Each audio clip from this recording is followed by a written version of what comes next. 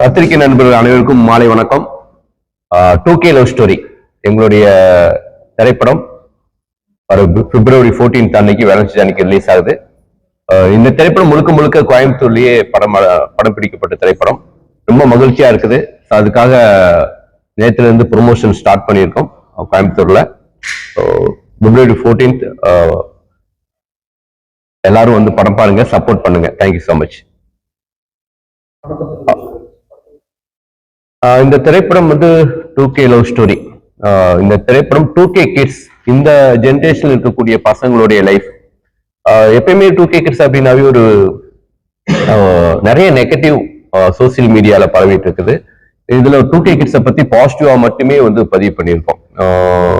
அவங்களுடைய லைஃப்ல இருக்கக்கூடிய காலேஜ் லைஃப், அப்புறம் காலேஜ் முடிஞ்சதுக்கு அப்புறம் இந்த படத்துல இருக்கக்கூடிய பசங்க ஒரு ப்ரீ வெட்டிங் ஏஜென்சி நடத்தி ப்ரீ வெட்டிங் போட்டோ ஷூட் நடத்திட்டு இருப்பாங்க, வீடியோ சாங் ஷூட் பண்ணுவாங்க. ஸோ இவனுங்க லைஃப்ல வந்து நடக்கக்கூடிய அந்த நட்பை பேஸ் பண்ணி, லவ்வை பேஸ் பண்ணி, ஸோ ஒரு ஃபேமிலி எமோஷனல் ரொம்ப ரொம்ப ஸ்ட்ராங்கா பிளண்டடா இருக்கும். அதனால கதை சீவிரி எப்படி ஒரு டீனேஜ் படமாக இருந்தாலும் 2013 ரிலீஸ் ஆகும்போது அது வந்து ஒரு அந்த படத்துடைய கிளைமேக்ஸ் ரொம்ப ஹாண்டிங்கா இருக்கும். நிறைய பேர் கேட்கறாங்க இது வந்து ஆதலால் கதை சீர் மாதிரி இருக்குமா அப்படின்ட்டு.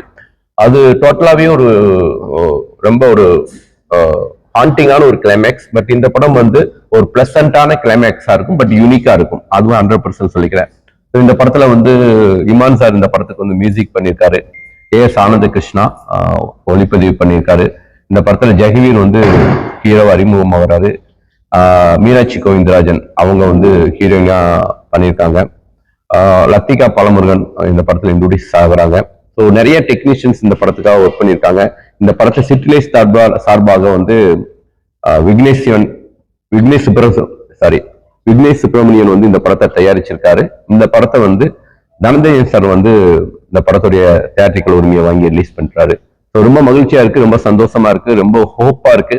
இந்த படம் வந்து ஈகலி நாளைக்கு வந்து ஒரு 250 PSG காலேஜ் விஸ்காம் ஸ்டூடெண்ட்ஸ்க்கு வந்து படம் நாளைக்கு போட்டு காமிக்க போறோம்.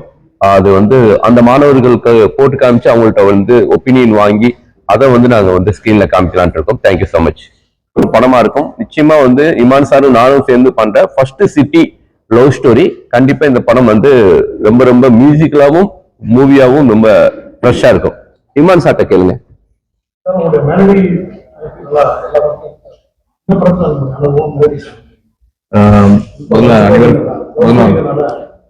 அனைவருக்கும் வணக்கம்.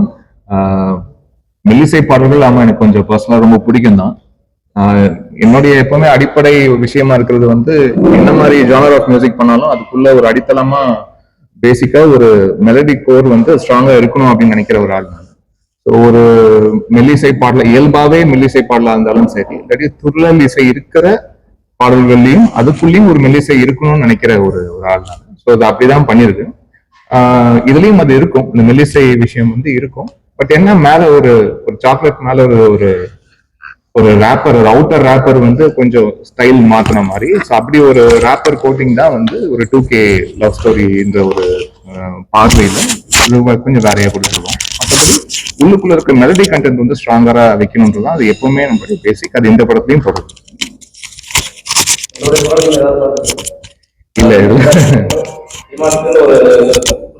இல்ல அப்படி இந்த இதுல பாடலா பாடல. பட் மேபி இந்த ஹவுஸ் இட் பாசிபிள் ப்ரோன்னு ஒரு சாங், அது அறிவு எழுதியிருக்கிற ஒரு பாடல். அதுல ஃபியூ லைன்ஸ் மட்டும் பாடியிருக்கேன். முதல்ல ஸ்கிராட்ச்லயே முதல்ல டியூன் பண்ணும் போதே அதுல பாடினால அதை அப்படியே ரீடைன் பண்ணிருக்கோம், அவ்வளவுதான். மற்றபடி பாட்டுன்னு அப்படின்னு முழு பாடல அப்படியே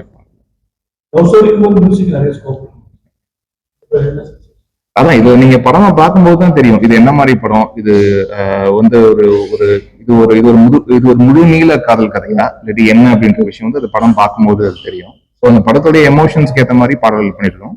நிறைய கொஞ்சம் அப்பீட்டான சாங்ஸ் வந்து கொஞ்சம் ப்ரிடாமினண்டா தேவைப்பட்டிருக்கு. இந்த படத்துடைய தேவை வந்து கொஞ்சம் அப்படியே இருந்தது. பட் அந்த மெல்லிய உணர்வுகளை சொல்லக்கூடிய பாடல்களாகவும் இதுல பண்ணியிருக்கோம். பட் கொஞ்சம் அப்பர் ஹேண்ட் வந்து பாத்தீங்கன்னா கொஞ்சம் அப்டேட்டான சாங்ஸ் வந்து கொஞ்சம் அதிகம் இருக்கிற மாதிரியான திரைப்படம்.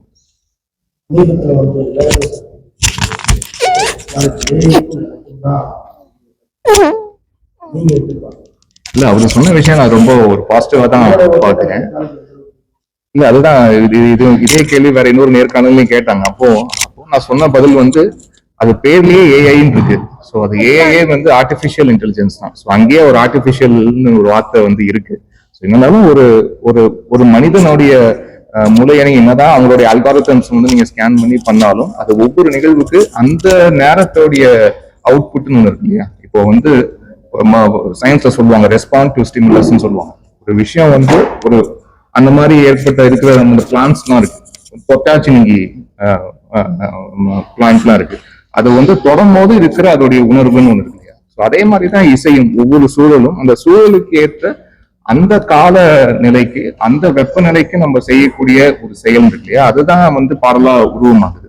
ஸோ இசைஞானி அவர்களே எத்தனை பாடல்கள் அவர் வந்து முன்னாடி போட்டிருந்தாலும் இன்னைக்கு டேட்ல போய் ஒரு சாங் சுச்சுவேஷன் சொன்னா இன்னைக்கோட அவுட்புட்னு ஒண்ணு வரும். ஸோ அது வந்து என்னதான் நீங்க ஒரு ஹியூமன் பிரெயினோட அல்காரிதம் வந்து நீங்க ஸ்டடி பண்ணி அதை ஸ்கேன் பண்ணி இது இன்னொருடைய அவுட்புட் இப்படிதான் இருக்கும் இப்படிதான் வரும் அப்படின்னு மாதிரி பண்ணாலுமே அது அந்த நேரத்துல அவங்க வந்து எடுக்கக்கூடிய ஒரு முடிவுகளோ எடுக்கக்கூடிய ஒரு டியூன் அவுட்புட்டா அது வந்து இருக்காதுன்றதுதான் அதுதான் நிஜம். ஏன்னா இயல்புன்றது இயல்புன்னு இருக்கு இல்லையா, அது ஆர்டிபிஷியல் தான் என்ன இருந்தாலும்.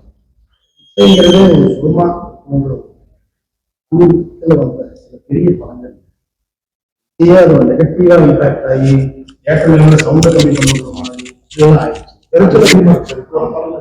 ஒரு படம் இல்லை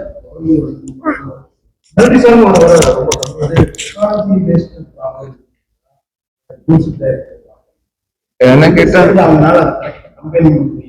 இல்ல நீங்க சொல்ற திரைப்படம் என்ன திரைப்படம் எனக்கு தெரியுது. பட் அந்த திரைப்படம் பொறுத்த வரைக்கும் பாத்தீங்கன்னா நான் பார்த்ததுனால சொல்றேன், அந்த திரைப்படம் நானும் பார்த்திருக்கேன். எனக்கு தெரிஞ்ச அது அதான் சார், இது வந்து just combination of everything sir. நீங்க வந்து வெறும் ஒரு இசை டிபார்ட்மெண்ட் மட்டும் குறிப்பிட்டு சொல்லி அதனால வந்த இது வந்து பிரச்சனை அப்படின்னு வந்து சொல்ல முடியாது. இசை கலவைன்னு ஒன்று இருக்கு, இந்த ஆடியோ மிக்சிங் அப்படின்ட்டு. என்னைக்கு நம்ம சேனல்ஸ் வந்து அதிகமாகதோ முன்னாடி வந்து மோனோன்னு இருந்தது, மோனோ ஸ்கிரீனிங் இருந்தது. நம்ம பழைய திரைப்படங்கள்லாம் மோனோ ஸ்கிரீனிங் தான் பார்த்துருக்கோம். அதுல இருந்து ஒரு பாயிண்ட் ஆஃப் டைம் ஸ்டீரியோபோனிக்கா மாறிச்சு. அங்க இருந்து நம்மளுடைய டால்பி சவுண்டோ டிடிஎஸ் சவுண்டோ இப்போ டால்பி அட்மாஸ் வந்துருக்கு. இது மாதிரி ஒவ்வொரு விஷயமும் இப்போ 5.1 9.1 இப்படி நிறைய வெவ்வேறு ஃபார்மேட்ஸ்ல வந்து ஆடியோ கொடுக்க வேண்டிய கட்டாயத்துல இன்னைக்கு வந்து இருக்க வேண்டியது. இன்னைக்கு என்னன்னா இன்னைக்கு ஆடியோகிராஃபர்ஸ்க்கும் சரி மற்றவங்க எல்லாருக்கும் சரி அந்த ஆடியோ கலவைக்குண்டான நேரத்தை வந்து அவங்க கொடுக்கறது இல்லை.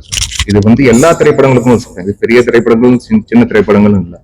இப்ப படம் ஷூட்டிங் முடிஞ்சிச்சுனாலே ஓகே அடுத்த ஒரு மாசத்துல நம்ம படத்தை ரிலீஸ் பண்ணிடலாம் அப்படின்ற ஒரு கணக்குல வந்து வேலை செய்யறாங்க. அது வந்து முக்கியமா கடைசியா மாற்றுறது வந்து 2 டிபார்ட்மெண்ட்ஸ். ஒன்னு ரீரெக்கார்டிங் சார், நம்ம பேக்ரவுண்ட் ஸ்கோர் பண்ற மியூசிக் டிபார்ட்மெண்ட். இன்னொரு டிபார்ட்மெண்ட் இந்த இசை கலவை, இந்த மியூசிக் சவுண்ட் மிக்சிங், ஒலி கலவை அப்படின்றது. ஸோ இந்த சவுண்ட் மிக்சிங்கும் இந்த மியூசிக் டிபார்ட்மெண்ட்டுக்கும் அதுக்கான போதிய நேரத்தை கொடுத்து அது வந்து பண்ணாங்கன்னா, ஏன்னா இன்னைக்கு வெறும் இப்போ ஒரு படம்னா வெறும் தமிழ் மொழி மட்டும் இல்லை, இன்னைக்கு வந்து வெவ்வேறு மொழிகள் அதை வந்து செய்ய வேண்டியது இருக்கு. அதுவும் பெரிய திரைப்படங்கள்லாம் வந்து பாத்தீங்கன்னா குறைஞ்சது ஒரு 8 to 10 மொழிகளுக்கு வந்து அவுட்புட் ரெடி பண்ணி அதெல்லாம் டெலிவர் பண்ண வேண்டியது. ஸோ இவ்வளோ ஸ்ட்ரெஸ்ஸுக்கு மத்தியில அவங்களுக்கு கொடுக்க வேண்டிய கால அவகாசமும் ரொம்ப குறைச்சலா இருக்கும்போது இது போன்ற தவறுகள் நிகழ்வதற்கு வாய்ப்பு வந்து அதிகமா இருக்கு. இதெல்லாம் வந்து தெரிஞ்ச ஒரு ஹியூமன் எரர்ஸான விஷயம் தான். பட் இதெல்லாமும் சரி செய்யணும்னா இதுக்கு வந்து காலம் தான் கொடுக்கணும். குறிப்பா தயாரிப்பாளருக்கு வந்து அவங்களுக்கு போதிய காலத்தை கொடுத்து இப்போ ஒரு எடிட்டிங்கோ டப்பிங்கோ ஒரு டைம் கொடுக்குற மாதிரி ஒரு ஒரு ஒரு மியூசிக் டிபார்ட்மெண்ட்டுக்கும் அதே மாதிரி ஒரு சவுண்ட் மிக்சிங்க்கும் வந்து அதுக்குண்டான காலத்தை கொடுக்கணும்ன்றது என்னுடைய. மீனாட்சி பேசுப்பா, நீ கோயம்புத்தூர்ல ஷூட் பண்ணதை பத்தி நம்ம படத்தை பத்தி ஜென்ரலா பேசு. எல்லாருக்கும் வணக்கம். ஸோ சுசீந்திரன் சாரோட எனக்கு இது 3வது படம். இந்த படம் முழுக்க ஒரு 35 நாளுக்குள்ள ஃபுல்லாவே கோயம்புத்தூர்ல எடுத்து முடிச்ச படம். அண்ட் கோயம்புத்தூரை வந்து நீங்க ஒரு டிஃப்ரெண்ட் கலர்ல பாப்பீங்க. இந்த படம் டிஓபி ஆனந்த் ரொம்ப நல்லா பண்ணியிருக்காங்க. And Imman sir and Suchi சாரோட காம்பினேஷன் நம்ம எல்லாருமே கேட்டிருப்போம். It's always the best. இதுல வந்து from the visual to sounding எல்லாமே ரொம்ப ஃப்ரெஷ்ஷா ப்ரீஸியா இருக்கும். Feb 14th அன்னைக்கு வேலண்டைன்ஸ் டே அன்னைக்கு எங்க படம் ரிலீஸ் ஆகுது. It's a perfect film to watch. So எல்லாரும் படத்தை பாருங்க, உங்க சப்போர்ட் கொடுங்க. எல்லாருக்கும் வணக்கம். என் பேர் ஜெகவீர். இதான் எனக்கு முதல் திரைப்படம் லான்ச் ஆகிறேன். சுசீந்திரன் சாருமே சரி இமான் சாருமே சரி வெரி எக்ஸ்பீரியன்ஸ் கேம்பெயினர் அந்த ஓன் ஸ்கில்ஸ். அவங்க மூலியமா லான்ச் ஆகுறது ரொம்ப சந்தோஷமா இருக்கிறேன். அதை மாதிரி லக்கியாகவும் ஃபீல் பண்றேன். இந்த படம் முழுக்க வினேஷ் மேம் அந்த மாதிரி கோயம்புத்தூர்ல ஷூட் பண்ணது. நீங்க கோயம்புத்தூர்னு பார்க்க முடியாத அளவுக்கு ரொம்ப கலர்ஃபுல்லா காமிச்சிருக்கிறோம். நீங்க நடிச்சிருக்கிற நிறைய பேருமே கோயம்புத்தூர்ல இருந்து லான்ச் ஆகிருக்கிறோம். அதனால இது நம்ம ஊர் படம். நானும் இந்த ஊர் தான், சாய்பாபா கம்பெனி தான் இருக்கிறேன். ஸோ பார்த்து சப்போர்ட் பண்ணி என்ஜாய் பண்ணுங்க. இந்த வேலண்டைன்ஸ் டேக்கு அது கண்டிப்பா ரிலீஸ் ஆகுது. கரெக்டான போன வேலண்டைன்ஸ் டேக்குன்னு 2K கிட்ஸை பாசிட்டிவா காமிச்சிருக்கிறோம். இந்த இது இங்க நடிச்சிருக்கவங்க எல்லாரும் பாசிட்டிவா இருக்கிற மாதிரி படமும் வந்து பாசிட்டிவா வந்திருக்குது. பார்த்து சப்போர்ட் பண்ணி என்ஜாய் பண்ணுங்க. ரொம்ப நல்லா இருக்கும். தேங்க்யூ. தேங்க்யூ ஸோ மச்ண்ணே. போலாமா? சார்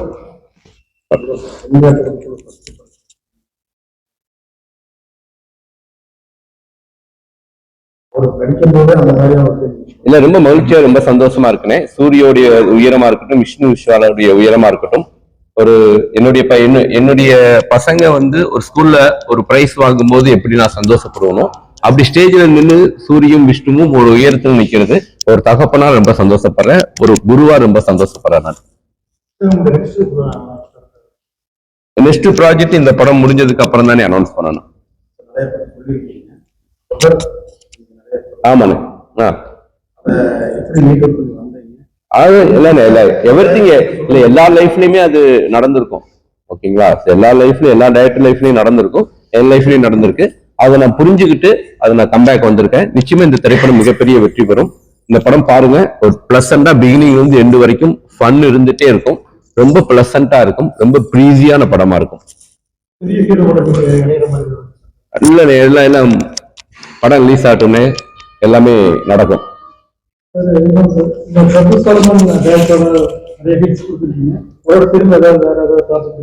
ஆமா சார், இப்ப பண்ணிட்டு இருக்கோம் சார். ஒரு திரைப்படம் சேர்ந்து ஒர்க் பண்ணிட்டு இருக்கோம். எதுங்க சார்? Okay okay. பாத்தீங்கன்னா நிறைய படம் முதல்ல 5 பாட்டு 5 பாட்டு கிட்ட இருக்கு. இதுல பாத்தீங்கன்னா 1 பாட்டு 2 பாட்டு கிட்ட இருக்கு. வெளியே வார்த்தைகள் புரிய மாட்டேங்குது. நீங்க அதுக்கு வந்து நடக்கிறது இன்னைக்கு பொதுவாகவே திரைப்படங்கள்ல பாடல்களுடைய எண்ணிக்கைன்றதே கொஞ்சம் குறைவாயிடுச்சு சார். அதுவும் ஒரு பக்கம் சொல்லி ஆகணும். ஏன்னா இன்னைக்கு வந்து கட் பண்ணா சாங் வேற ஒரு எக்ஸாட்டிக் லொகேஷன்ல போய் ஒரு சாங் ஷூட் பண்றோம் அப்படின்னு ஆல்ரெடி ஒரு செட் சாங் எடுக்கிறதுக்கோ அந்த மாதிரி எடுத்து ஒரு சினிமாக்குள்ள நீங்க புகுத்துறதே வந்து ரொம்ப ஒரு கேள்வியா இருக்கு. ரொம்ப கதையோட்டத்துக்கு ஒட்டி இருக்கிற பாடல்கள் மட்டும்தான் வெறும் பாடல்களாவே வைக்க முடியும் திரைப்படங்கள். இதெல்லாம் ஒரு பக்கம். அதை தாண்டி அதான் சொல்றேன், இப்ப நான் ஆரம்பித்து வந்த காலமானு பாத்தீங்கன்னா நம்ம கேசட் வெளிவந்திருக்கு. அப்போ நான் ஆரம்பிச்ச சமயத்துல கேசட் வெளிவந்திருக்கு. அப்புறம் சிடியா வந்திருக்கு. அப்புறம் டிஜிட்டல் ஆடியோ பிளாட்ஃபார்ம்ஸ்ல வந்து இன்னைக்கு மெட்டீரியல் எல்லாம் வெளிவந்திருக்கு. ஸோ இவ்வளவு காலங்கள் தாண்டி வந்திருக்கோம் இல்லையா? இதெல்லாம் பார்க்கும்போது நம்மளுக்கு மியூசிக்லாம் நான் இப்ப என்னை பத்தி தான் நான் பேச முடியும். ஸோ அப்படி இருக்கும்போது எப்படிப்பட்ட படங்கள், அது பெரிய படமோ சின்ன படமோ எதுவா இருந்தாலும் அதுக்குள்ள நம்மளுடைய பேர் சொல்லுகிற மாதிரியான பாடல்கள் வச்சுட்டு போகணும். இந்த பிரபஞ்சத்துல நம்மளுடைய இருக்கையை வந்து இந்த பாடல்கள் தான் நம்மளுடைய பேர் சொல்லும். ஸோ அதுக்கு வந்து உண்டான வேலையை பண்ணிட்டு போகணும்னு மட்டும்தான். ஸோ இப்ப நான் என்ன பொறுத்த வரைக்கும் அது எதுவா இருந்தாலும் இந்த ரூட்டை மிஸ் பண்ணாம இருக்கணும்ன்றதுதான் என்னோட ஐடியாவா இருக்கு. ஸோ பொதுவா அதுக்கு நான் பதில் சொல்ல முடியும்.